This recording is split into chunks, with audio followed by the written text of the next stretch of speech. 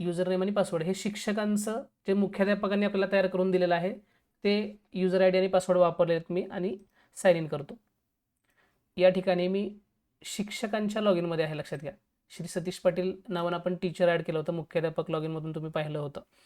तर त्यांच्या लॉग इनमध्ये मी आलेलो आहे, म्हणजे शिक्षकांच्या लॉग इनमध्ये आलेलो आहे. इथंही तुम्हाला सेम CC सॉफ्टवेअर ओपन करायचं आहे. CC सॉफ्टवेअर ओपन केलं की इथं आपल्याला हे सगळे ऑप्शन्स उपलब्ध आहेत. अगोदर ऑप्शन्सची ओळख करून देतो तुम्हाला. इथं डॅशबोर्ड आहे, डॅशबोर्डला ही तुमची इन्फॉर्मेशन या ठिकाणी दाखवली जाते.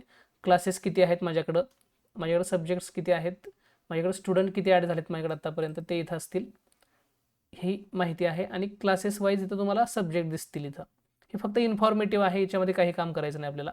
स्टुडंट्समध्ये आलो आपण, इथं तुम्हाला स्टुडंट्स ॲड करण्याचे ऑप्शन्स आहेत. त्यानंतर आकारिक गुणविभागणी. आता हे सगळे ऑप्शन्स स्टुडंट ॲड केल्याशिवाय इथं उपलब्ध होणार नाही, तर त्यासाठी आपण सगळ्यात पहिलं काम करूया, स्टुडंट्स ॲड कसे करायचे हे समजून घेऊयात. इथं मी स्टुडंट्सला गेल्यानंतर इथं मला प्रथम सत्र आणि द्वितीय सत्र ऑप्शन आहे. आता सध्या प्रथम सत्राचं काम करायचं आहे आपल्याला. प्रथम सत्रावर क्लिक आहे ऑलरेडी. त्यानंतर माझ्याकडे जे 3 वर्ग आहेत, पहिलीची A आणि B ही 2 डिव्हिजन आहेत पहा माझ्याकडं, आणि दुसरी इयत्ता एक आहे. तर पहिलीच्या A डिव्हिजनमध्ये मी आलो. इथं ॲड स्टुडंटला क्लिक केलं की माझ्याकडे समोर एक फॉर्म ओपन होईल. हा फॉर्म मी भरू शकतो. समजा माझ्याकडे विद्यार्थी संख्या जास्त आहे, 1 बाय 1 मला नाही करायचं, त्यापेक्षा मला एक्सेल फाईल डायरेक्ट इथं अपलोड करायची आहे. तर त्यासाठी इथं बल्क अपलोड ऑप्शन आहे पहा. बल्क अपलोडला क्लिक करा. डाउनलोड एक्सेल टेम्पलेटला क्लिक करा. एक्सेल टेम्पलेट तुमच्याकडे इथं डाउनलोड होईल. एक्सेल टेम्पलेट डाउनलोड झाल्यानंतर ते ओपन करायचं आहे तुम्हाला, आणि त्यात जे काही कॉलम आहेत त्या कॉलममध्ये व्यवस्थित माहिती भरायची आहे. ती फाईल आपण ओपन करूयात. बघा या ठिकाणी जी एक्सेल डाउनलोड झालेली आहे ती इथं मी ओपन केली. या ठिकाणी तुम्ही पाहिलं तर इथं विद्यार्थी नाव, रजिस्टर नंबर, पेन नंबर, जन्मतारीख, इयत्ता व तुकडी, हजेरी क्रमांक, वडिलांचं नाव, आईचं नाव, लिंग, मराठी, मातृभाषा, माध्यम, जात, प्रवर्ग, पत्ता, मोबाईल नंबर, वजन आणि उंची ह्या गोष्टी आहेत. यातली जी जी माहिती तुमच्याकडे उपलब्ध आहे ती तुम्ही भरून अपलोड करू शकता. असं काही नाही की तुमची सगळी माहिती त्या ठिकाणी भरली गेली पाहिजे. समजा पेन नंबर नाही आहे तर तुम्ही पेन नंबर नाही लिहिला तरी चालेल. तुमच्याकडं पत्ता नाही आहे तर पत्ता नाही लिहिला तरी चालू शकते. मोबाईल नंबर नाही लिहिला तरी चालू शकते. नंतर मात्र तुम्ही ते अपडेट करू शकता कधीही. इथं लक्षात घ्या, जे अवेलेबल आहे त्यामध्ये सगळ्यात महत्त्वाचं त्याचं नाव असलं पाहिजे, जन्मतारीख असली पाहिजे, त्याची इयत्ता असली पाहिजे, त्यानंतर वडिलांचं नाव, आईचं नाव असलं पाहिजे, त्याचं लिंग पुरुष का स्त्री आहे ते, त्यानंतर त्याचा जात प्रवर्ग आपण नोंदवला गेला असला पाहिजे. ह्या सगळ्या गोष्टी इथं भरायच्यात आपल्याला. ह्यासाठी आणखी एक तुम्ही गोष्ट करू शकता, विद्यार्थ्याचं हे जे काही सगळे डिटेल्स आहेत ते तुम्हाला UDIS पोर्टलवरती उपलब्ध आहेत. त्या पोर्टलवरून संपूर्ण विद्यार्थ्यांची यादी डाउनलोड करा, आणि ती यादीतले त्यांचे जन्मतारखा आहेत, त्यांचे पेन नंबर आहेत, त्यानंतर त्यांची नावं, त्यांच्या आईचं नाव, वडिलांचं नाव, ही सगळी माहिती तुमच्याकडे उपलब्ध होईल.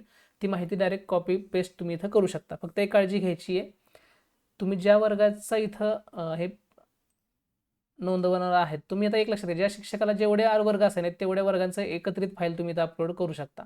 इथं 3 वर्ग आहेत बघा शिक्षकाला, इयत्ता 1A, इयत्ता 1B आणि इयत्ता 2. तर ह्या तिन्ही तुकड्यांची माहिती इथं शिक्षक तो नोंदवू शकतो ह्या फाईलमध्ये. तर तुम्ही डायरेक्ट UDIS पोर्टलवरून ती यादी कॉपी पेस्ट करू शकता. UDIS पोर्टलवरची माहिती तुम्हाला बाय डिफॉल्ट इंग्लिशमध्ये येणार आहे. तर तुम्ही ChatGPTच्या माध्यमातून त्याला मराठीमध्ये कन्वर्ट करून घेऊ शकता आणि ती माहिती इथं वापरू शकता, किंवा तुम्ही मॅन्युअली भरा, तुम्हाला जसं शक्य आहे तसं.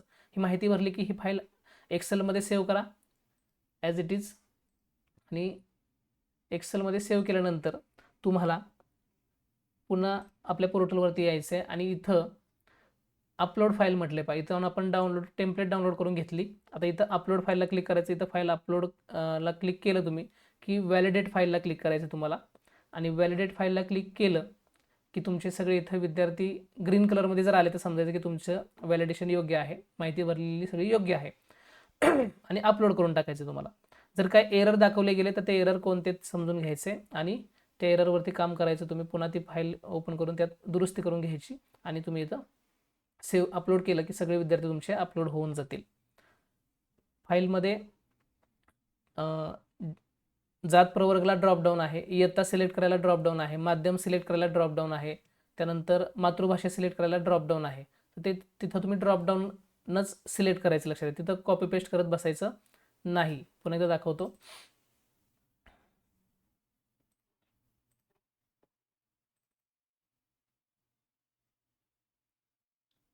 इथं ही जी फाईल आहे या फाईलमध्ये पहा, इयत्ता सिलेक्ट करताना तुम्हाला ड्रॉपडाऊनमधून सिलेक्ट करायचं आहे या प्रकारे.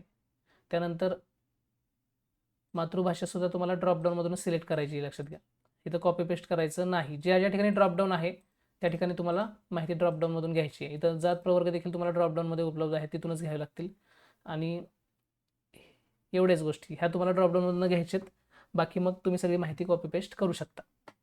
त्या प्रकारे फाईल अपलोड करून तुम्ही बल्क आपले सगळे शाळेतले जे विद्यार्थी आहेत ते अपलोड करू शकता. यानंतर इथं विद्यार्थी, मी आता मॅन्युअली एकच विद्यार्थी अपलोड करायचा आहे मला सध्या. मी ॲड स्टुडंटला क्लिक केलं. हे तुम्ही 1 बाय 1 करू शकता विद्यार्थी ॲड. मी तर नाव लिहितो विद्यार्थ्याचं.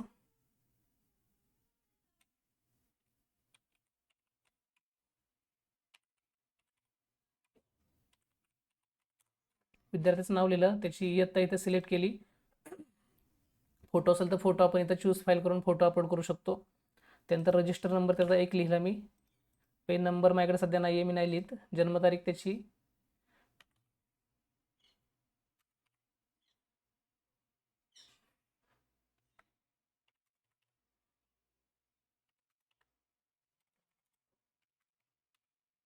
जन्मतारीख लिहिल्यानंतर रोल नंबरसुद्धा मी एक लिहितोय. वडिलांचं नाव,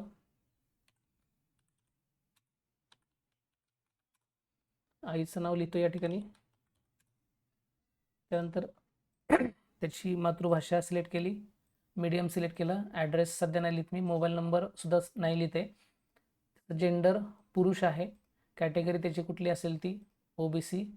त्याचं वेट आणि हाईट माझ्याकडे सध्या नाही, तर मी तसंच ब्लँक ठेवतो आणि ॲड स्टुडंटला क्लिक करतो आहे. इथं स्टुडंट ॲड झालेला आहे. या पद्धतीनं तुम्ही त्या वर्गात जेवढी तुमची शिक्षक विद्यार्थी संख्या मुख्याध्यापकांनी तुम्हाला सेट करून दिलेली आहे तेवढे विद्यार्थी तुम्ही इथं ॲड करू शकता. यानंतर दुसऱ्या इयत्तेचे विद्यार्थी ॲड करायला इथंच तुम्हाला दुसऱ्या इयत्तेला जायचं आहे. इथं ॲड स्टुडंटला क्लिक करायचं. सेम तुम्ही हे सगळा फॉर्म भरायचा आहे आणि तुमचे विद्यार्थी इथं ॲड होतील. आता इथं मी सगळे दाखवत नाही सर्व वर्गांचं करून, फक्त इयत्ता पहिलीच्या ए तुकडीमध्ये एक विद्यार्थी मी इथं ॲड केलेला आहे. अशा प्रकारे इथं स्टुडंट टॅबमधून तुम्हाला इथं विद्यार्थी ॲड करायचे आहेत. आता पुढं याच्यानंतरचं पुढचं काम आहे ते म्हणजे आकारिक गुणविभागणी. आता इथं आपण इयत्ता 1ला एक विद्यार्थी ॲड केला आहे, त्यामुळे बघा इथं त्याची सगळी इन्फॉर्मेशन इथं उपलब्ध झालेली आहे. मी समजा इथं दुसरा वर्ग सिलेक्ट केला की इथं सांगतं या वर्गात विद्यार्थी नाहीत, प्रथम स्टुडंट पेजवरून विद्यार्थी ॲड करा. म्हणजे आपल्याला विद्यार्थी ॲड केल्याशिवाय हे पुढचे सगळे ऑप्शन्स उपलब्ध होणार नाही आहेत. तर इथं जो विद्यार्थी ॲड केला आहे मी त्याच्या इथं आलो. विषय त्याचा इथं मला निवडायचा आहे, कुठल्या विषयासाठी मला हे आकारिक त्याची गुणविभागणी करायची. ते इयत्ता पहिलीतला हा मराठी विषय घेतला मी. प्रथम सत्र इथं हे एकदा कन्फर्म करून घ्यायचं. आणि आता मराठी विषयासाठी मी त्याचे क्षेत्र निवडतोय. पहा, आपल्याला कमीत कमी 5 क्षेत्र आपल्याला निवडायचे असतात आणि इथं तुम्हाला इयत्ता पहिलीसाठी 70 गुणांचं आकारिक मूल्यमापन आहे. त्यामुळे इथं 70 गुण त्यांची बेरीज झाली पाहिजे. इथं मी 20 गुण घेतोय, इथं 10, इथं 20 आणि इथंही 20 घेतोय. जी काही क्षेत्र आपल्याला निवडायची आहेत त्या विषयासाठी ती इथं मी निवडली आणि सेव्ह केलं. ती क्षेत्र सेव्ह झालेली आहेत. तसंच हिंदी विषय नाही आहे पहिलीसाठी, तर इथं हिंदीला मी काही करणार नाही आहे. इंग्रजी विषय देखील नाही आहे. सॉरी, इंग्रजी आपण काही ठिकाणी घेतला जातो, काही ठिकाणी घेतला जात नाही. गणित विषय घेतोय मी.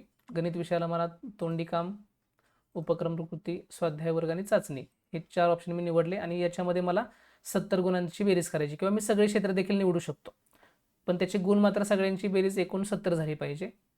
तर इथं तोंडीला 10 दिले, उपक्रम कृतीला मी 20 गुण दिलेत, स्वाध्याय वर्गाला 20 दिले. बघा 20 आणि 40 आणि 50 आणि मी इथं 10च दिले. समजा आपण समजूया, चुकूया आपण मुद्दाम. तर इथं सांगते किमान क्षेत्रे 5 निवडा आणि गुण असो नसो. सध्या 4 निवडलेले आहेत, 1 2 3 आणि 4. चाचणी हे क्षेत्र निवडलं मी. तरीसुद्धा इथं काय सांगते, गुण असलेल्या क्षेत्रांची बेरीज 70 असावी, सध्या 60 आहे. तर म्हणजे इथं माझी बेरीज चुकती आहे, मला इथं 20 करावं लागेल आणि मग इथं हे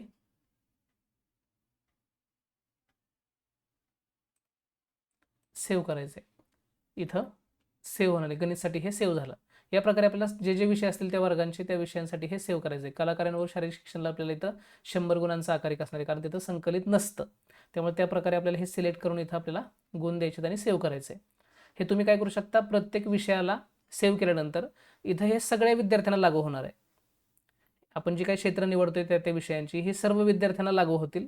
जर तुम्हाला एखाद्या विद्यार्थ्याला वेगळी क्षेत्र निवडायची आहेत, समजा इथं मराठीमध्ये आपण पाहिलं तर ही सलग पहिली 5 निवडलेत मी, पण मला असं वाटतं की नाही, माझा हा जो विद्यार्थी आहे हा थोडासा अध्ययनक्षम आहे आणि त्यासाठी मला थोडी काही सोपी क्षेत्र निवडायची आहेत किंवा माझ्या पद्धतीने त्याचं मूल्यमापन करायचं आहे मला, तर मी इथं त्याची चाचणी घेऊ शकतो, स्वाध्याय त्याला ॲड करू शकतो, इतर साधनं ॲड करू शकतो, त्यातला प्रात्यक्षिक प्रयोग काढू शकतो, उपक्रम कृती काढू शकतो आणि हे सगळं सेट करून घ्यायचं. त्या मार्क देखील आपल्याला 70 जुळवायचे तिथं आणि ते जुळवल्याच्या नंतर मग इथं तो सेव्ह केला की फक्त त्या सिलेक्टेड विद्यार्थ्यासाठी ही क्षेत्र वेगळ्या पद्धतीनं तुमच्याकडं सेव्ह होतील.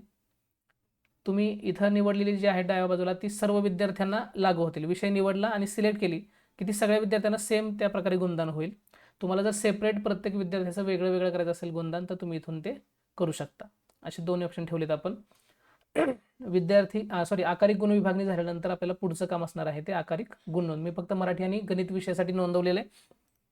आता आकारिक गुण नोंदवला आलो मी आणि इथं आल्यानंतर इथं विद्यार्थी दाखवतोय मला.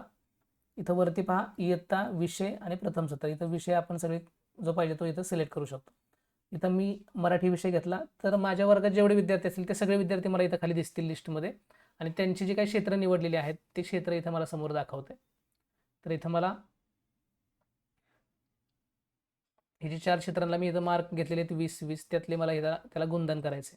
इथं मी समजा 15 दिले, इथं 9 दिले, इथं 17 दिले आणि इथं त्याला 18 आहेत. अशा प्रकारे त्याचे गुण इथं झाल्यानंतर सेव्ह करायचे आपल्याला. जतन केले की त्याच्या आकारिकचे गुण इथं सेव्ह झालेले आहेत. त्यानंतर सेम संकलितचं वेटेज तुम्ही तर एकदा कन्फर्म करून घ्यायचं आहे. ज्या ठिकाणी फक्त तोंडी घेणार असेल तर तोंडीला मार्क आहेतच, पण काही ठिकाणी काही विषयांमध्ये तोंडी आणि प्रात्यक्षिक देखील वापरलं जातं. जसं इंग्रजीमध्ये इथं 5 मार्काचं तोंडी आहे आणि 5 मार्काचं प्रात्यक्षिक मी घेतलं आहे. तर ही फ्लेक्झिबिलिटी आपण ठेवलेली आहे. इथं तुम्हाला तुमच्या पद्धतीनं वापरता येणार आहे. तोंडी आणि प्रात्यक्षिकसाठी हे ऑप्शन ठेवले आहेत आपण इथं. या पद्धतीनं सेव्ह करा. सेव्ह झालं. जे विषय नसतील त्यांचे मार्क इथं तुम्ही काढून टाकू शकता आणि सेव्ह सेटअप करा. सेटअप सेव्ह केला तर इथं इतिहासला आपण 10 ठेवूया. सेव्ह सेटअप केला. ओके, इथं पहिलीसाठी हा सेटअप सेव्ह झालेला आहे. आता मला संकलित गुण नोंदला जायचं आहे.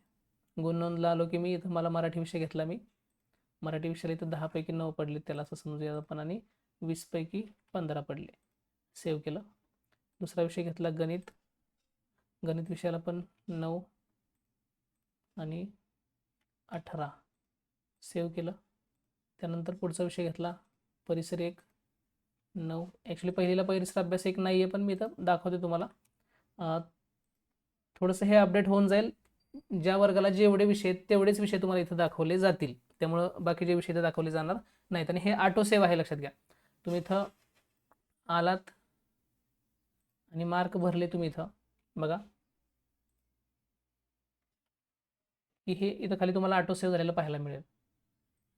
बाजूला क्लिक केलं तुम्ही की इथं तुमचं हे चेंजेस ऑटो सेव्ह आहेत. ऑटोमॅटिकली संकलित गुण जतन केले, हे जतन झालेलं आहे. या पद्धतीनं तुमच्या इथं मार्क्स भरायचे. हे 4 गोष्टी झाल्या. त्यानंतर अटेंडन्समध्ये आपण आलो. अटेंडन्समध्ये आलो की इथं तुम्हाला कामाचे दिवस वर्षाचे जे महिनाभर लागतात ते तुम्ही इथं भरायचे. आता इथं तुमच्या सगळ्या विद्यार्थ्यांची यादी तुम्हाला इथं दिसून जाईल.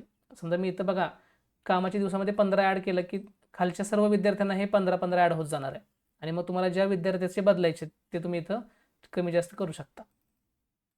जास्त नाही करताना तुम्हाला, पण मात्र तुम्ही इथं त्याचे जे काही उपस्थिती आहे इथं ॲक्च्युअल तुम्ही इथं नोंदवू शकता. जुलैला समजा 25 दिवस बसले तर 25 टाकले की बघा इथं आपण वरती ॲड केलं कामाच्या दिवसामध्ये की सर्व विद्यार्थ्यांना ते एवढे दिवस ॲड होऊन जाणार आहेत बाय डिफॉल्ट.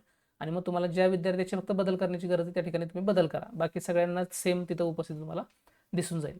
आणि हे सेव्ह करा. उपस्थिती सेव्ह झाली. त्यानंतर वर्णनात्मक नोंदी आहेत पहा. इथं मी इयत्ता पहिली प्रथम सत्र विद्यार्थ्याचं नाव घेतलं आणि त्या विद्यार्थ्याला इथं तुम्हाला मराठीमधल्या ज्या काही रिमार्क्स आहेत 1 2 3 तुम्हाला जेवढे हवे तेवढे रिमार्क्स तुम्ही ॲड करू शकता. ॲड केले. हिंदी नाही माझ्याकडे, इंग्रजी नाही आहे. समजा गणितला मी संख्या वाचन करतो तर ते उत्तर त्या क्रमाने लिहितो. असं 2 नोंदी घेतलेल्या आहेत. परिसरच्या घेऊ शकतो. कला कार्यानुभव शारीरिक शिक्षण या विषयांच्या नोंदी आपण इथं नोंदवू शकतो. ज्या आपल्याला पाहिजेत त्या इथं तुम्हाला नोंदवण्याची संधी आहे.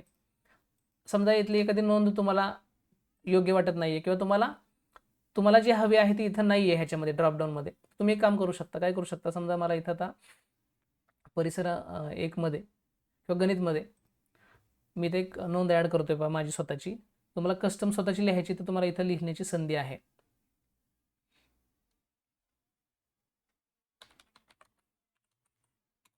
मी आपलं असंच काहीतरी लिहितो या ठिकाणी, भागाकार करतो असं लिहिलं आणि ॲड कस्टम रिमार्कमध्ये मी क्लिक केलं की तो रिमार्क इथं ॲड झालेला तुम्हाला पाहायला मिळेल. तर तुमच्या लॉगिनमध्ये हे ॲड झालं आहे आणि ती जर नोंद योग्य असेल तर ती ॲडमिनकडून अप्रूव्हल होईल आणि मग इथं तुम्हाला ड्रॉपडाऊनलाच ती 2 पुढच्या कालावधीमध्ये मिळत राहील. या पद्धतीनं नोंदी तुम्ही प्रत्येक विद्यार्थ्याला इथं द्यायचे आणि सेव्ह करायचे. हे झालं की मग आपल्याला शेवटचं काम असणार आहे ते रिपोर्ट्समध्ये आपण आलो की मूल्यमापन नोंदवही आहे. नोंदवही इथं सर्व जे काय आपण विभागणी केलेली आहे त्या विभागानुसार त्या विद्यार्थ्याला जे काही मार्क्स दिलेले असतील त्या मार्क्सनुसार इथं तुम्हाला सगळे मार्क्स इथं आलेले पाहायला मिळतील. त्याची श्रेणी वगैरे सगळी इथं बाय डिफॉल्ट सेट होईल. श्रेणी सध्या इथं जी इंग्लिश दिसते ती मराठीमध्ये येईल A1 A2 B1 B2 या पद्धतीनं. त्यानंतर मूल्यमापन नोंदवायचा हा दुसरा नमुना. यामध्ये तुम्हाला नोंदीसह ही नोंदवही प्राप्त होणार आहे. हे तुम्ही रिपोर्ट्स डायरेक्ट डाउनलोड करू शकता आणि प्रिंट करू शकता. त्यानंतर वर्गस्तर गुण नोंद तक्ता होईल. या ठिकाणी सगळ्या विद्यार्थ्यांची यादी येईल आणि त्या सगळ्या विद्यार्थ्यांना सर्व विषयांमध्ये जे काही गुण मिळालेले आहेत ते इथं पाहायला मिळतील. त्यानंतर वार्षिक परीक्षा निकालपत्रक फक्त 5वी आणि 8वीसाठी जे वेगळं मूल्यमापन आहे त्याच्यासाठी हे आपण ठेवलेलं आहे. हे फक्त 17-2 मध्येच तुम्हाला उपलब्ध राहील. ते सुद्धा 5वी आणि 8वी या 2 वर्गांसाठीच फक्त. या पद्धतीनं शिक्षक लॉगिनमध्ये तुम्हाला काम करायचं आहे. अशा पद्धतीनं काम करा. कोणतीही अडचण आली तर लर्निफाय सपोर्ट टीम तुम्हाला कायम सपोर्टसाठी उपलब्ध आहे. आपला जो सपोर्टचा ग्रुप आहे हेल्प पेजवर तुम्हाला त्या ग्रुपची लिंक आहे पहा या ठिकाणी, जॉईन आवर व्हॉट्सअप ग्रुप. तिथं क्लिक करून तुम्ही आपला व्हॉट्सअप ग्रुप जॉईन करू शकता. ठीक आहे. तर या पद्धतीनं काम करा आणि कोणत्याही अडचणीसाठी आपल्या ग्रुपवर तुम्ही आपली समस्या मांडू शकता. धन्यवाद.